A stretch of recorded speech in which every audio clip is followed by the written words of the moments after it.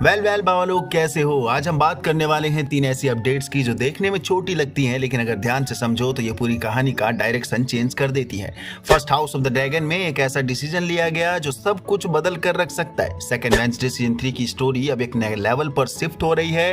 And third evil dead burn वो सिर्फ horror नहीं, एक इंटेंस एक्सपीरियंस बनने वाला है। तो चलो बिना और हाइप के सीधा समझते हैं एक्चुअल में होने क्या वाला है। वेल रिसेंटली एचबीओ ने एलिसेंट हाईटावर और हेलिना टारगेरियन की एक बीटीएस इमेज रिवील करी है।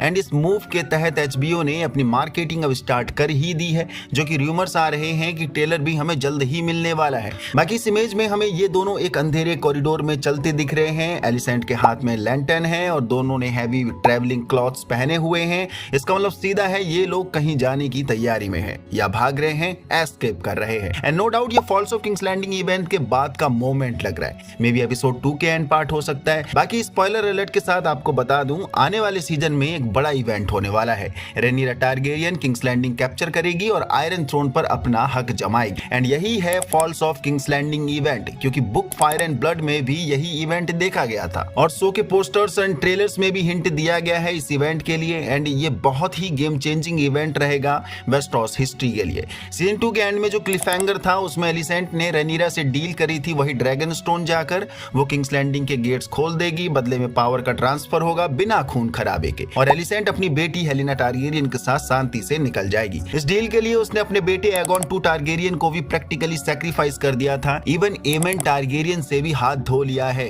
क्योंकि एलिसेंट को लगा था ये दोनों मेरी बात नहीं सुनने वाले हैं। खासकर एमेन टारगेरियन जो भरी काउंसिल में भी एलिसेंट की चलने नहीं दे रहा था एगोन को घायल करने के बाद, जो कि आपको याद होगा सीजन 2 में रूक्स की बैटल में उसके ड्रैगन सनफायर सहित अपने ड्रैगन वेगार से इसने जला दिया था उसे।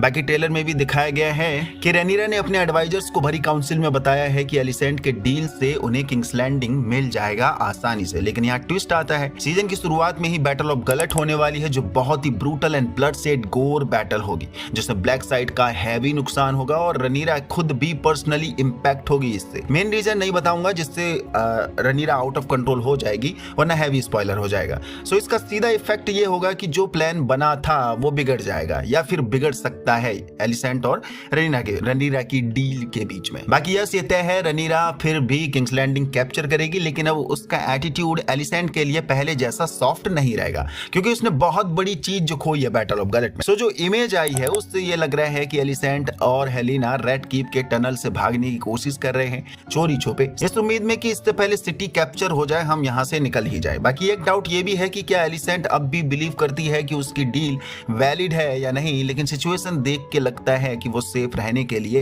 एस्केप प्लान फॉलो कर रही है, वरना उसे जरूरत ही नहीं पड़ती इस चीज की जबकि डील हो चुकी है। और रियलिस्टिकली देखा जाए तो उसका बच के निकल पाना मुश्किल ही लगता है, क्योंकि रेनिरा इतनी आसानी से उन्हें जाने तो देगी नहीं। बाकी रिसेंट में एक बिग इवेंट होने वाला है जहां कास्ट एक्टर्स से काफी लोग मौजूद होने वाले हैं, ऑल्सो अपना रायन कॉन्डल भी। तो जल्दी और अपडेट मिलेगी। मे बी 25 अप्रैल को 3-4 दिन बाद रिलीज डेट अनाउंसमेंट ग्लिम्स मिल सकता है, एक छोटा सा टीजर या फिर प्रॉपर ट्रेलर भी आ सकता है ऑफिशियल। बाकी अब बात करते हैं सेकंड अपडेट पर। नेटफ्लिक्स ने वेडनेसडे सीजन 3 का फर्स्ट लुक रिलीज किया है। इस इमेज में वेडनेसडे पेरिस में आईफिल टावर के पास खड़ी है एक मोटरसाइकिल के साथ, उसके साथ थिंग भी है। एंड ये वही मोटरसाइकिल है जो उसके अंकल फेस्टर यूज करते हैं। सीजन 2 के एंड में भी हमने देखा वो छोटा सा मूविंग हैंड जो उसका कंपेनियन है यानी थिंग। वेडनेसडे के हाथ में एक पेपर है और वो अपनी यूजुअल सीरियस एक्सप्रेशन में दूर देखते दिख रही है। एंड इस इमेज के तहत कैप्शन दिया गया है फ्रॉम पेरिस विथ ड्रीड। अब इसको समझने के लिए सीजन 2 का एंडिंग याद करो। एंड में वेडनेसडे और थिंग अंकल फेस्टर के मोटरसाइकिल साइड कार में बैठ के अपनी दोस्त इनिट को ढूंढने निकलते हैं। इनिट एक वेयरवुल्फ हो चुकी है, बन चुकी है, अपनी वुल्फ फॉर्म से कंट्रोल खो चुकी है, जंगल में भटक रही है।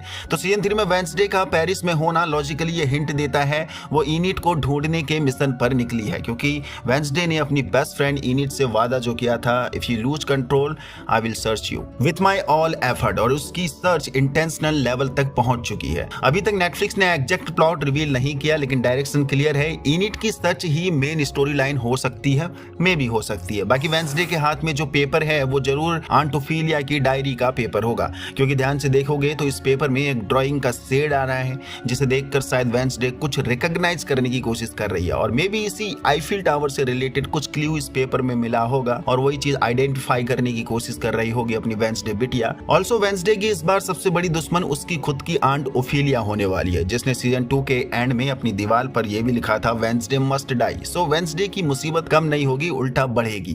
प्रोडक्शन फरवरी से स्टार्ट हो चुका है, यानी फिल्मिंग, और काफी नए एक्टर्स भी ज्वाइन कर चुके हैं इस फिल्मिंग को, लेकिन उनके रोल्स अभी सीक्रेट हैं। आगे और भी अपडेट आती है तो यस, हम वेंसडे सीजन 3 पर अलग से बात करेंगे। बाकी अब तीसरी अपडेट इविल डेड बर्न के ऊपर। यस, इसका फर्स्ट टीजर ऑफिशियली रिलीज हो चुका है और अब कंफर्म हो गया है कि मूवी 10 जुलाई को थिएटर्स में आएगी।